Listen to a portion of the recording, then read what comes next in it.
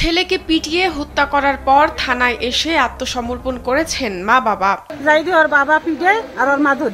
হাসানকে বেধড়ক পিটানোর সময় তার চাচির কাছে সাহায্য চায় সে।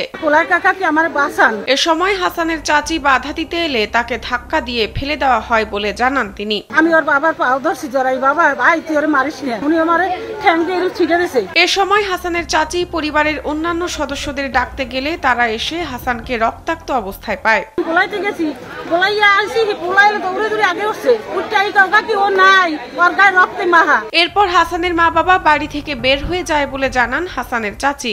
এরপর হেরা দুইজন বোরকা করে কয়জনই চলে গেছে। ঘটনাটি ঘটেছে বরিশালের বাকেরগঞ্জ পৌরসভার ৬ নম্বর ওয়ার্ডের সাহেবগঞ্জ গ্রামে। ভিসা দিচ্ছে যে কোনো এসিতে 15% নিশ্চিত ছাড়। এছাড়াও থাকছে মানি ব্যাক গ্যারান্টি নিশ্চয়তা। নিহত হাসান গ্রামের জাফর গাজী ও নাজমা বেগমের সন্তান। পরবর্তীতে হাসানের মা বাবা থানায় গিয়ে আত্মসমর্পণ করেছেন বলে নিশ্চিত করেছেন বাকেরগঞ্জ থানার ভারপ্রাপ্ত কর্মকর্তা আবুল কালাম আজাদ। হাসান মাদকাসক্ত ছিলেন এবং মাদকের টাকার জন্য হাসান ও তার মা বাবার প্রায়ই বাক বিতণ্ডা হতো বলেও জানান তারা। আবু জাফর গাজী এবং তার স্ত্রী সহ আমাদের থানায় সশরীরে হাজিরা বলেন যে আমার ছেলে হাসান 18, সে দীর্ঘদিন ধরে মাদক নেশায় জড়িত। মাদকের টাকার জন্য মায়ের সাথে বাকবিতণ্ডার এক পর্যায়ে মাকে আঘাত করে হাসান।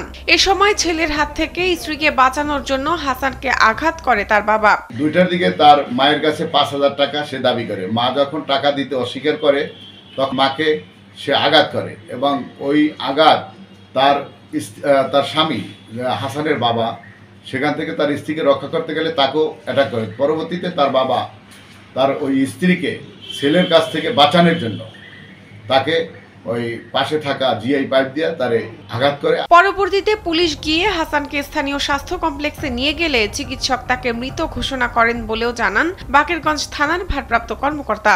সংবাদ পেয়ে আমাদের পুলিশ টিম তাদের উত্তর করে উপজেলা স্বাস্থ্য কমপ্লেক্সে নিয়ে গেলে কর্তব্যরত ডাক্তার তাকে মৃত্যু বলে ঘোষণা করে। এই ঘটনায় হাসানের বোন বাদী হয়ে বাবা জাফর গাজীর বিরুদ্ধে অভিযোগ করেছেন বলেও জানান বাকেরগঞ্জ থানার ভারপ্রাপ্ত কর্মকর্তা আবুল কালাম আজাদ। হাসানের বোন বাদী হয়ে আমাদের থানায় তার পিতার বিরুদ্ধে একটি অভিযোগ দায়ের করেছেন।